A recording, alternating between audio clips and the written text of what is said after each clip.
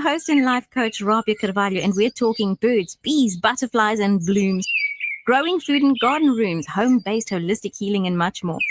Whether you're a seasoned gardener or nature lover, plant assassin, or permaculture professional, we got you. We got you. Let us bring you the ideas, the facts, support, and inspiration to go green wherever you are. Sundays 9 to 10 a.m. only on Radio Al Ansar.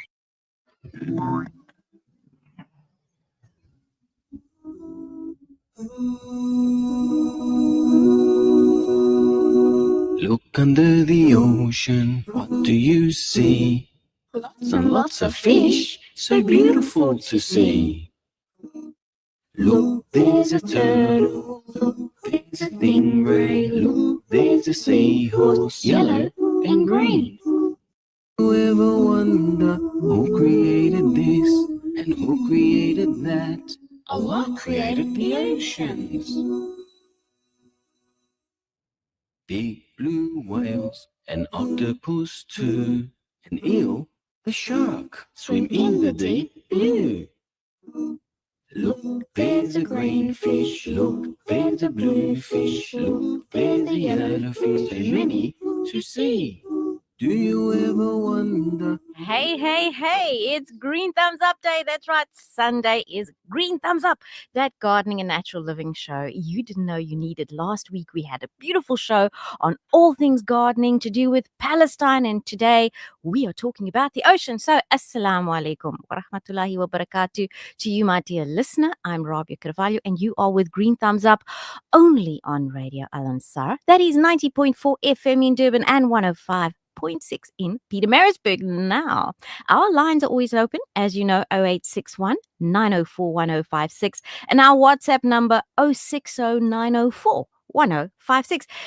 As I walked into studio, my colleague here, Buddy Govender, was just finishing off his show, and today we are doing a show all about the ocean. And I says to him, Buddy, salams. Today we're talking about the ocean. And he said something to me and I said, oh, you need to let our listeners know. Buddy, you had something to do with the ocean. Assalamu alaikum.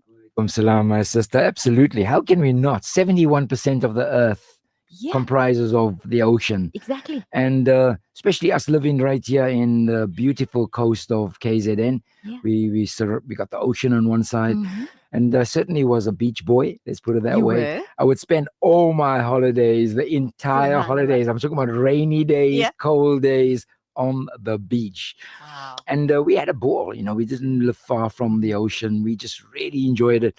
I was a surfer, that's right. So you hit the waves, dude. Yeah, I still have two boards. Subhanallah. And you still have the boards. Yep. Do you still surf? No. I must tell you about that because I was listening to Eric's talk just now, the news about the state of. So we have a yearly karate session with our juniors at the beach. And Farhana and I went down on Friday afternoon to look at the state of the beaches. Yeah. Shocking. Unbelievable. We're not even talking about the beach itself yet. Mm-hmm. The grass that leads up to the sand. Yeah. Shocking. It's unkept. It's not absolutely unkept. Yeah. The beach itself is just. I wouldn't let our kids go on there anymore. I was talking to one of the young guys, Mr. Reyes Parak, and he says him and his family were beach people. Mm-hmm. He says they haven't been to the beach for years, and neither have I. Which is absolutely sad. Yeah. But I'm sure you're going to tell us a whole lot of stuff about what's under the waters. I'm going to joke for you, buddy. Why don't lobsters share? Because they're shellfish. Oh, my word. The corn is thick on this show, folks. See, this is too early in the morning, isn't it? No, it is Sunday. It is time to get going. Buddy. Shellfish. A shellfish. Oh, man, you have a lovely show today. Jazakallah so much for staying with us a few minutes. And that, folks, is Buddy Govender from the Breakfast Edition. Always on a Sunday morning early with you and staying just a few minutes to talk to us. Now, he made an interesting point about how much water there is on the planet. But did you know that only 5% of the global ocean has been explored? Can you conceptualize only 5%? That's a drop of water in the bucket, brother. Asfat Pili with us. A drop of water in the bucket. Assalamu alaikum, Asfat. How are you? Wa alaikum assalam wa rahmatullahi wa barakatuh. Well, Asfat, I have a little joke for you as well. Because it's the ocean show today and we've got to be bubbly. Why don't fish ever play the piano? I don't know. Okay, because you can't tune a fish. Oh my God. No. That's right, No, folks. no. It is the ocean show, and today we have a special guest that is we all know him. He is a regular on the show, and he is our correspondent from Down Under. Yes, our Australian gardener seems to not just be all about gardening, but in fact is a diver with around about 27 years of experience. I thought, if we are going to talk about the ocean, why not have someone on here who's actually been down there and done a lot of oceany stuff? And I thought, I had no idea. But if you head on over to Radio Al Ansar's Facebook page, you will see that there is a little video promo for today's show. And those pictures are all courtesy of Mr. Daryl Phipson from Down Under. And he is going to be joining us from all the way from Oz. But before we get him on the line, let me just say to you, so 5% of the global ocean has been explored only.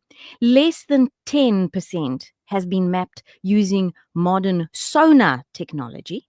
Can you even? So 90% of the ocean is unmapped. And then the deepest part of the ocean is known as the Mariana Trench. I keep thinking it's the marinara. I'm thinking not that kind of show. We don't cook. That's Cooking with Bibi Aisha. The Mariana Trench. It's an oceanic trench located in the Western Pacific Ocean. Can you believe it? 200 kilometers east of the Mariana Islands. And it is a crescent shape. It's crescent shaped and it measures about 2,550 kilometers in length. The maximum known depth is 10,984 and around about 25 meters. So that's 10 kilometers. Can you even? The deepest point of the trench is more than 2 kilometers far off from the shore. It's unbelievable. So let's talk to Daryl Phipson from Australia. Good morning, Daryl. How are you? Good morning, Rabia. Good on yourself. Can you hear me clearly? I can hear you. There's a little bit of a rush in the background, but it sounds like you're in the sea, so that's all good. I've got a joke for you too this morning. We had dishing out jokes like Smarties. What is a shark's favorite snack? I'm going to have to take a pass on that one, Rabia. It is fish and chips. That's really good, fish and chips. Fish and chips. Now, you have been diving for many years, and I wanted to make the show all about telling the stories of the ocean, telling the stories from under the sea. And you've been diving now for many years, right? Around about 27 years, 25, 27? Yeah, I think it would be about 25 or 27 years. That's correct. How did you get started? Well, I suppose my first experiences actually didn't come from diving. They actually came from snorkeling. Okay. And diving just became an extenuation of that. Mm-hmm. So my first experiences obviously would have been as a child, basically just swimming around in the rock pools at the ocean and, having a look in and then having an old pair of goggles and just looking obviously under the water. And then as I grew older, I started doing a lot of snorkeling, Mm-hmm. and the progression then obviously just led to diving, because the difference primarily with snorkeling and diving is you can stay under the water much longer. You don't have to hold your breath, and you can go deeper. Okay. That's awesome. Now, Mm-hmm. Go ahead. I was going to say, Rabia, that an interesting fact is that when people dive, a lot of people think that basically the deeper you dive, the better. And a lot of people, they think, let's dive to 15, 20, 30, 40 meters. Yeah. But actually 90% of all the marine life is found in the most beautiful marine life is found in the first 5 to 10 meters of water. Wow. Okay, because of the sunlight. That's 100% correct, yes. So obviously, as you go deeper, there's less sunlight, and Mm-hmm. because there's less sunlight, there's less ability for plant growth, Mm-hmm. and because there's less ability for plant growth, obviously, you get less fish down there. Okay. Now, our listeners do not know this because I always refer to you as our Australia correspondent because you are in Australia, but you're actually a Durban boy. That's 100% correct. And I was actually in Durban over in December Yes, you were. or early January. Yes, how awesome. And I'm glad that you enjoyed your stay here in Durban.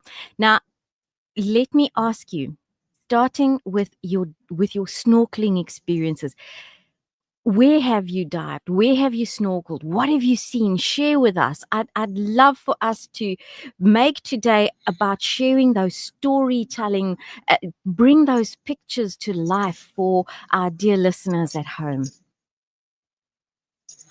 Okay, well, look, I've dived all over the world. The Mediterranean Sea wasn't my first diving spot, but sort of looking as far north was diving in the Med. Yeah.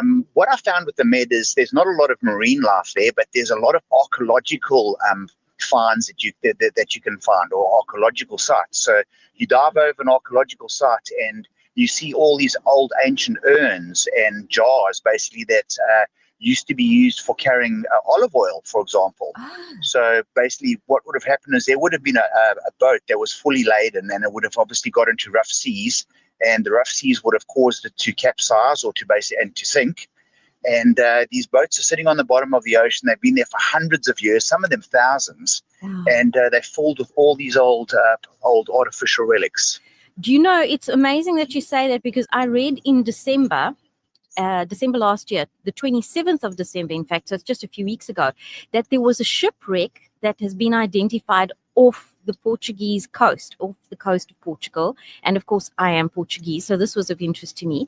And it was found with 22 tons of gold treasure in it. So talk about marine archaeology. Yeah, that would have been a good find. So very often, a lot of people basically think of scuba diving just as based as just looking at fish. But here in Australia on the Barrier Reef, a lot of scientists actually go out to the reef and they map the reef out. They basically map it out in squares, 1 meter by 1 meter, and they normally do 100 square meters at a time. So it would be 10 by 10. Mm-hmm. And what they actually do is they count every single plant, different type of species and type of fish, and everything that they can that they can actually find in that area. So it's not always just about going down and looking at fish. The marine life, other than fish, and I'm talking about your corals and your different types of seaweeds and plants, can be phenomenal. Another thing that that I found with diving is very often people think of diving and they think of, you go down there in your suit, etc., and you're looking for the big fish. And I obviously have swam and come across some really big creatures down there in my life. But sometimes you go on diving and you can find small little, you can go on night dives and find little things like little shrimps in that can be 5 to 10 millimeters in size. So it's not always about the big stuff. There's a lot of really small stuff down there that is really interesting to see as well. I want to touch on what you just said about corals and the diversity of corals. Now, for the listener at home, did you know that a coral, although it's part of this beautiful underwater gardening landscape, it's actually a marine invertebrate. It's actually a marine invertebrate. It's not a plant. And so these little invertebrates, they form basically colonies of all these individual little, they call them polyps. And that's where you get all of these corals from. There you go. There's the thing. And yes, and some corals can actually be hundreds and hundreds of years old. Yes, I believe. So in Australia, there are obviously lots of different types. Probably your brain coral and your staghorn coral are the most common types. You also get bommies, and bommies basically it's a coral-like outgrowth. Sometimes they can be about 2 meters in diameter, and they can go up to as much as 5 or 6 meters in height, growing from the seafloor. And some of those can be 600-700 years old. Wow. And that comes with a degree of responsibility for folks going out into the ocean. And, you know, if you're hunting for mussels or you're even snorkeling, please remember to leave the coral reefs alone, because they actually protect our coastlines, and they do provide jobs for communities. They're actually a source of food as well as new medicine. So, you know, we must respect the ocean. We had the Marine Biological Research Foundation on the show a while ago, and we're talking about the importance of corals and the different types of corals. So yes, there's these beautiful underwater, gardens made of corals and made of different types of seaweeds. I mean, I went online and just have a little squiz around, and I found at least 15 types of sea vegetables. And as a gardening show, that really sparked my interest. But let's talk about fish, because you sent us some beautiful pictures, and I thought those were whales that you were swimming with, but no. Yes, that was I think that was a whale shark, correct? That I sent you the photo of. Yes, tiger shark, whale shark. I beg your pardon. It's actually called a whale shark. Yes, that was probably one of the biggest animals that I've swam with in the ocean. I would probably say that one in that particular photo would have been about 10 to 12 meters in length. So quite a big creature and a very majestic one as such. Wow, that is awesome. So would you say that swimming with the sharks was a scary experience, or was it just something that you take in your stride? Well, that actually photo, which was of the whale shark actually feeds on krill. Mm-hmm. And so it doesn't actually have teeth. It's actually its mouth is just like it just sucks it in. It sucks the water in. It basically sieves the krill through its gills and then just blows the water out the sides. Wow. The first time I ever came across a shark in the ocean was a very scary experience. Mm-hmm. I was actually swimming on a coral reef. I was actually snorkeling. And I was probably in about maybe 1.5 meters of water. And basically what happened was I came around a corner and there was a reef shark that was basically hibernating or just resting. Yes. And I came face to face with him. So though basically he wasn't big enough to bite me or anything, it was really scary. I can imagine. And on that note of being really scary, Brother Asfat, I think we have an ad break due. We have no. Oh, good, fantastic. So we can carry on with our stories. We don't have an ad break through. So you said that was one of the I mean, coming around the corner and suddenly seeing a shark there is giving Jaws. I think of that movie that came out. Was it in the 80s where everybody became afraid of sharks? But sharks are actually not the dangerous type of things that we think of. You know, leave them alone. Right? Absolutely not. A lot of I think what Jaws actually did is it made the public really, really scared of sharks. And after the movie, people actually went out and actively hunted sharks. Mm-hmm. But the fact is that sharks are actually they don't naturally attack humans.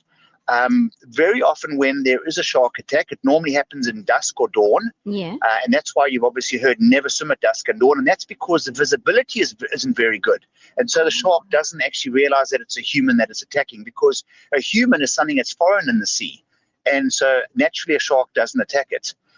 Other times when there are shark attacks, especially surfers, the shark actually is mistaking the surfer for a large turtle. Okay. You know, I didn't know this about sharks. I also didn't know, apparently, their eyesight is 10 times better than what humans have in clear water.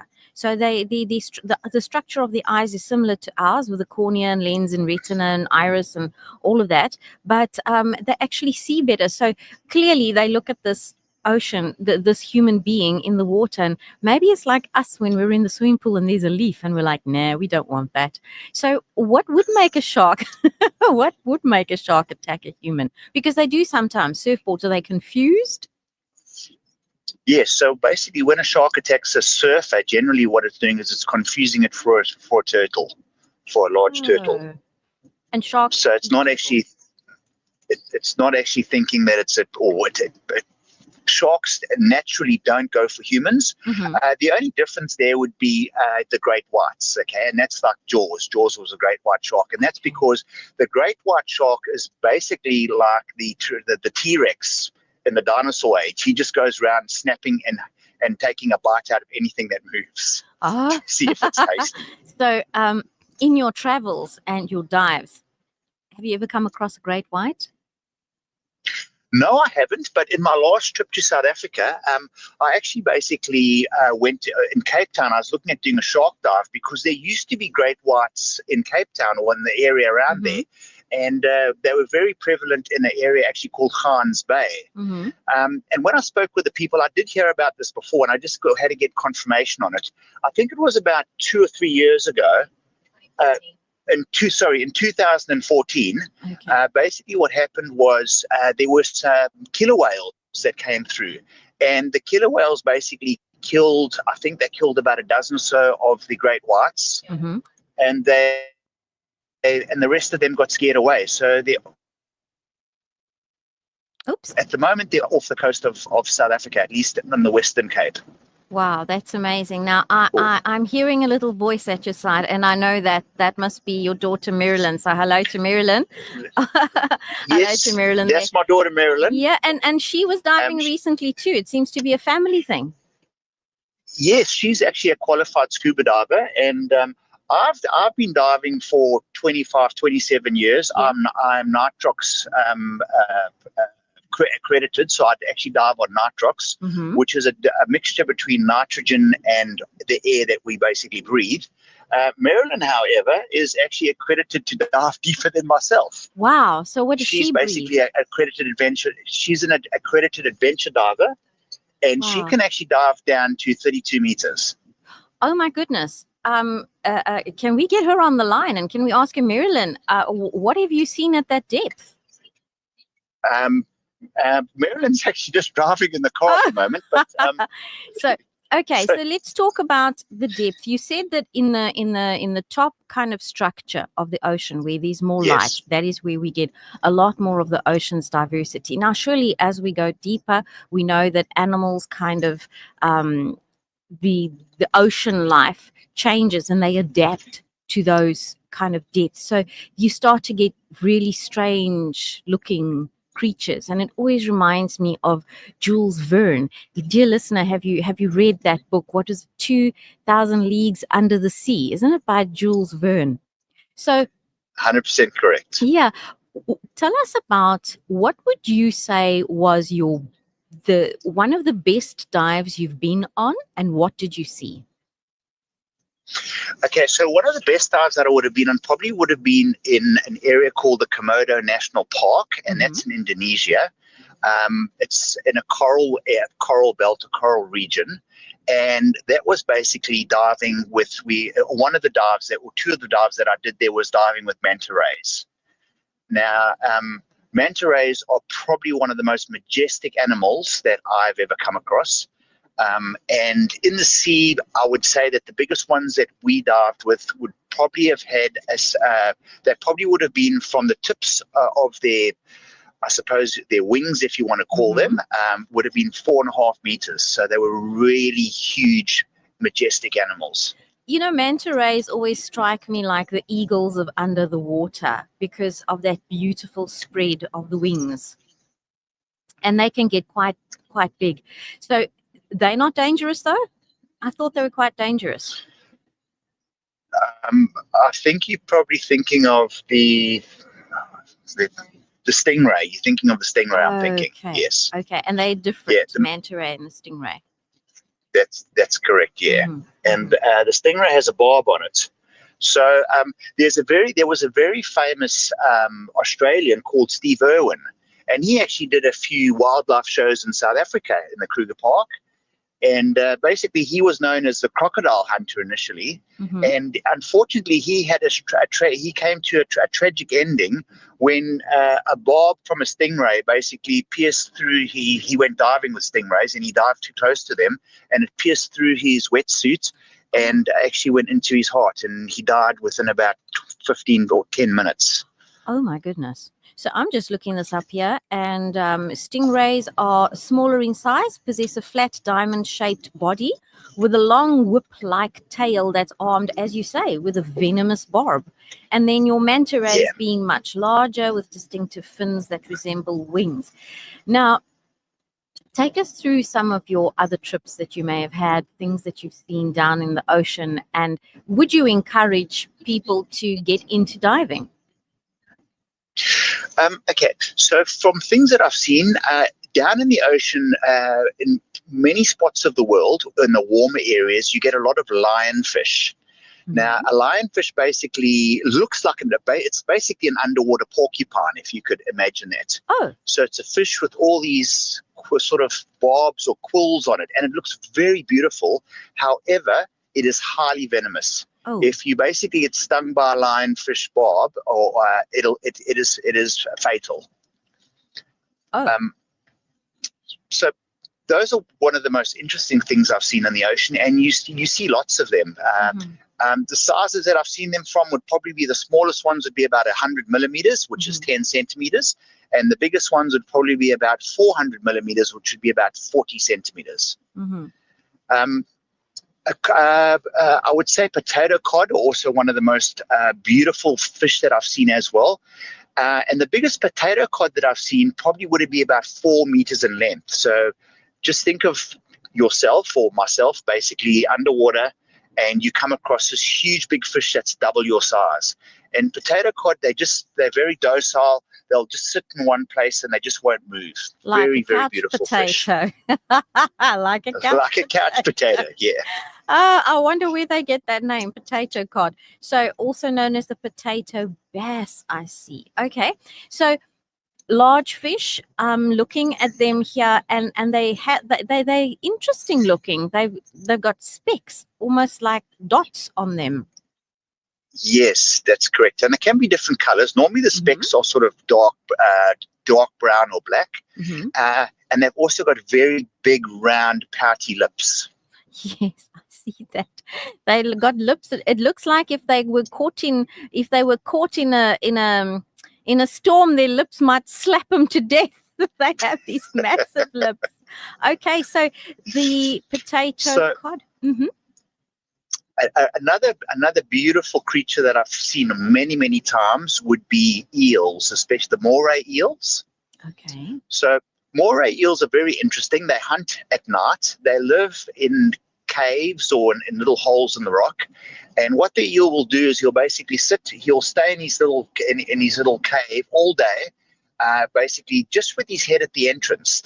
And if a fish basically seems to come past and close enough, he will jump, he will shoot his head out, grab the fish and pull it back in. Now, the moment you say moray eel, I'm thinking of all the little kiddies that might be at home with their parents this morning watching The Little Mermaid, because they were made famous on The Little Mermaid as these little really cruel creatures, but they aren't. They're quite docile, aren't they? Yes, unless obviously you provoke a moray eel, but it's other than that, they're very docile. And they're not aggressive in any form whatsoever. And they're not poisonous at all? No, they're not. But if a moray eel bites you, basically its instinct is not to let go. So it can be interesting. So it can have an interesting outcome. Almost doesn't like, let go. Yeah, the really ugly mermaid will drag you down. Okay, well, let's take a quick ad break, and we're going to be back right after this. So don't go away. You're with Green Thumbs Up. Audio stream across the world on radioalansar.co.za. Discover our new range of exotic perfumes, ouds and bukhur, straight from Dubai, now available at Wonder Dates. We stock a wide selection of Nabil and Chris Adams fragrances, perfect for your unique lifestyle. But that's not all. We also cater to your Islamic lifestyle needs with prayer mats, tasbeehs, dua stickers, bukhur burners and mizwaks. Looking for herbal capsules and essential oils? Look no further. Experience the beauty of Wonder Dates. Shop now and elevate your senses. This segment is brought to you by Kenfield Auto. your RMI approved service and repair specialist. 236 Brickfield Road, Overport. Kenfield Auto. Every day's a good day.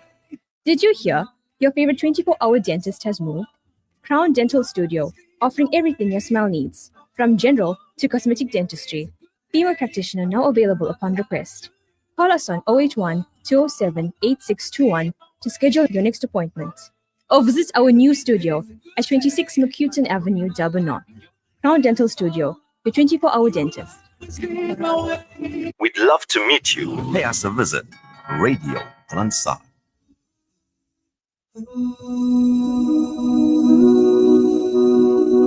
Look under the ocean, what do you see? Welcome back to Radio Al-Ansar, and we are talking about under the ocean, under the sea. Things are much better.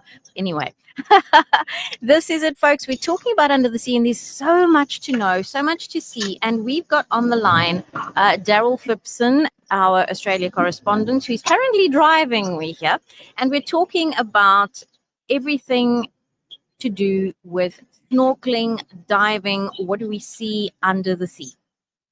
And just before we went to ad break, you told us, Daryl, about we were speaking about coral, we talked about the cod, we talked about the stingrays, and you were going to tell us, I know, about other interesting sites that you have dived. So you said your favorite was diving with the manta rays.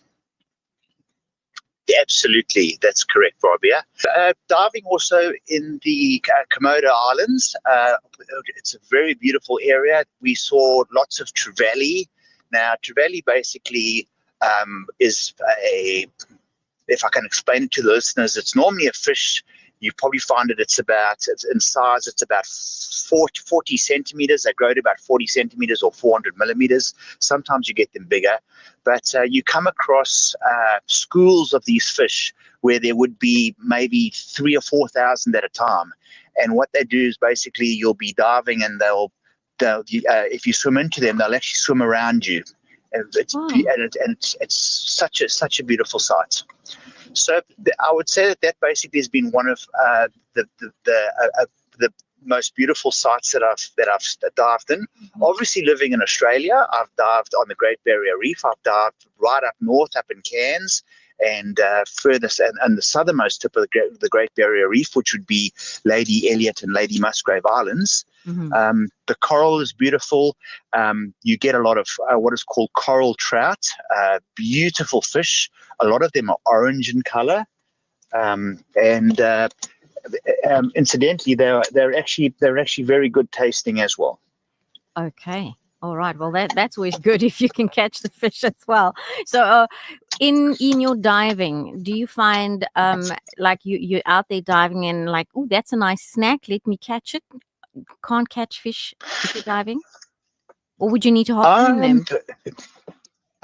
Generally, you find that most people that dive basically for the beauty of the fish and the marine life, mm-hmm. And so it's more like from a conservation point of view. Right, you're a visitor. Yeah, you're a visitor. Yeah. Now, so yes, you mentioned there's a difference between your diving certification, for instance, and your daughter's diving certification, with her having adventurer's license, and you were on nitric. I can't remember the name. Yeah, nitrox. Yeah, I'm nitrox certified. Yes. Okay, so how does one go from snorkeling to nitrox to adventure? How long does it take? What is the difference in the gear? Okay, so basically, if anybody is interested in starting to do scuba diving, the first thing that they basically do is just to go to a dive shop. And you can actually book yourself onto a course. It's called an Open Water 1 course. Generally, what that's comprised of is it's about 3 to 5 days of actual classroom work where you learn the theory of diving. And then basically it will be a pool dive that you do, and then you'll be doing 2 sea dives. And then you basically become a certified Open Water 1 diver. And then from there are many other different levels. You can do wreck diving, where you actually learn to do wreck diving. You can do your advanced diver's course, basically, which enables you to dive to good depths. The certification that I called Nitrox. Now, what that is used for is when you do a lot of I think I was time, but okay. There seems to be it, okay. I think there seems to be a problem we- with the signal. So we're just going to give it a minute and then get Daryl back. is that There we go. Okay, we can hear you now. Yes. is that better? Yes, that is better. Thank you. Okay, so I was just saying that with nitrox diving is all about the difference between time that basically you're on the surface from between when you come up from a dive to when you can do another dive. So people that generally are nitrox certified do a lot of diving consecutively. I would go on diving trips and we would be doing 4 to 5 dives a day, and we'd probably be doing them for sometimes 10 days in a row. So after a diving trip like that, you could clock up anywhere between 40 or 50 dives. So, but now if you're breathing something other than oxygen, you mentioned nitrox, doesn't that kind of do something to the body if you're breathing something else and you're doing so many dives a day? Look, it's been a while since I became nitrox certified, so I don't remember all the theory on it. So nitrox basically has got a mixture. It's got a higher mixture of oxygen in the air mix. So what that basically means is, as you with normal air, and when people dive, a lot of people think that you dive using oxygen. Okay, oxygen is O2. When you actually dive, you dive using normal air, and basic normal air is I think it's, I don't know the exact percentages, but I think it's about, you could probably look that up, Rabia, but it's a percentage of oxygen, it's a percentage of nitrogen and other gases. Okay. So and when you... A quick one in closing, as we run out of time, in terms of dangers for divers, what would you say would be kind of top of the list so that people are aware? Look, if you go and do it, and you, I would strongly, highly caution anybody that wants to do diving without doing a proper course and certification. The biggest dangers is basically getting what is commonly known as the bends, where basically you have too much nitrogen in your blood, or if you come up too quickly, basically your blood actually bubbles. Oh, that can't be fun. Yes. No. Okay. So that's primarily caused from either staying down too long or basically coming up faster than coming up too fast to the surface. Is something you can recover from or not? I've not heard. It just depends on the severity. Okay. Something you can recover from, but it also can be fatal. Well, that has been very enlightening, very informative. Thank you so much for joining us on this morning's show. All about ocean diving, and I'm sure we will speak with you again because you are quite involved with the ocean. I think from the depths of the ocean to the sailing and all of that, I think it just touches on the natural living aspect of our show, because the ocean is a beautiful place. We know so little about it, and we do need to respect it. So thank you so much, Daryl, for being on the show with us this morning. Thank you for having me, Rabia.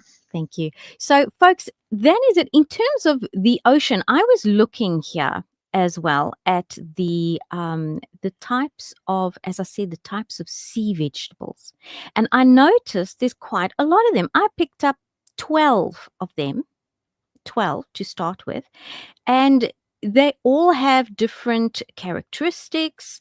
They all have different medicinal properties. And it's really, really interesting that we don't know as much about them as we actually should, because they are used in different cultures. You know, Asian cuisines, there's dried seaweeds, wakame and hijiki and kombu. But then you look at how seaweed and different algae are used for beauty products, for cosmetic products as well. And then, of course, everybody will have heard by now, if you haven't, been living in complete oblivion of natural therapies, you would have heard about sea moss gel. And the interesting thing about sea moss gel, and let's talk a little bit about it in terms of our Nature's Apothecary in the last 10 minutes of the show. We are 10 to 10 in the morning on Green Thumbs Up. You are with Radio Al Ansar, and I am Rabia Carvalho, your host. And so let's talk a little bit about sea moss. So sea moss is also known as Irish moss, and it's normally harvested to extract a jelly-like substance, and that is the gel that people refer to. The gel is called carrageenan. Now, you can find it also used in the food industry as a thickener. So it might be easier if you go that route to find it because it would be food grade, but then you also get the medical grade sea moss gel. And the food grade you'll find in ice creams, you'll find in non-dairy milk. It's a thickener, so cottage cheese. You'll find it in jelly, even toothpaste, and even shoe polish. And it is used as part of leather curing. So once the skin is removed from the cow, in this case, if you're using cow leather, beef leather, you would take off the skin, clean it, dry it. They use carrageenan to scrub that into the leather as part of the process of curing that leather. Isn't that interesting? Now, sea moss is tufted. In other words, it's got thin fan-like little fronds, and it comes in many different colors, from greenish yellow to dark purple. Now, it's said that there are many, many health benefits to sea moss, and sometimes people talk about sea moss as though it is interchangeable with shilajit. And you all know how I feel about shilajit being the destroyer of weaknesses. Shilajit is a plant, shall we say, it's a plant resin, a resin that is a result of many thousands of years of sedimentation of plants in mountains, and it provides you with energy. It is something that protects you from dementia, protects you from Alzheimer's. Why?